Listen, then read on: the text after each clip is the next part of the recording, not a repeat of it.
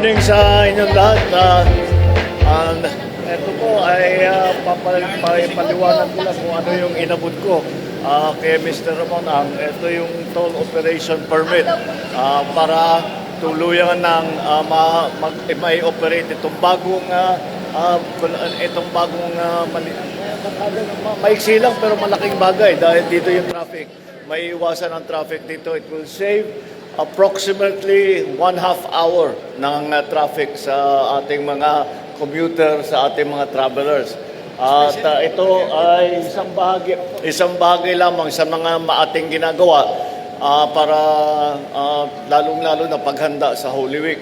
And one of the other things that we have done is already bubuksan natin ang connector road mula Cavitex hanggang sa C5 para tuloy-tuloy na hindi na sila bababa from the highway. At mabubuksan na rin yung from Cabanatuan to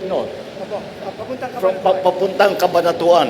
At yun isa pa yun para medyo mabigyan natin ng konting relief ang mga travelers na papunta around Central Luzon. Kaya patuloy natin pinabubuksan lahat ng mga ating kalsada upang mas madali ang magiging travel sa ating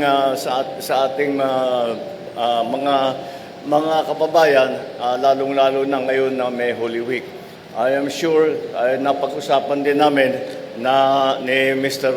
Ramon ang mga pagpasok ng fuel sa atin at in terms of crude oil supply, dahil pinapasok nila ang crude oil para i-refine dito sa Pilipinas at may save iba ang presyuhan kapag nagpasok tayo ng crudo mismo, ng diesel, kaysa sa nagpasok tayo ng crude oil at tayo mag-refine. Mas mahal yung pagpapasok ka ng refined na diesel na. At ang ika niya ay meron na tayong supply of crude oil, sufficient supply hanggang June 30. Pero patuloy pa rin ang ating paghahanap ng supply, patuloy pa rin ang ating pagsuporta sa ating mga commuter para naman mabawasan ang bigat ng epekto nitong nagkakagulo sa Middle East. Okay? Maraming salamat. Magandang umaga sa inyo. Thank you. Thank you.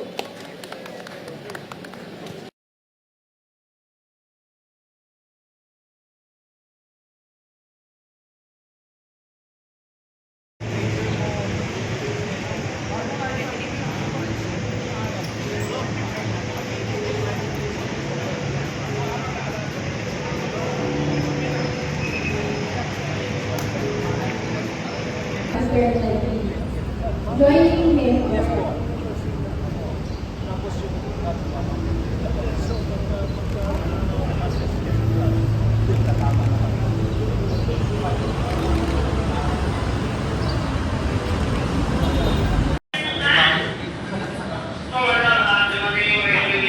Okay na.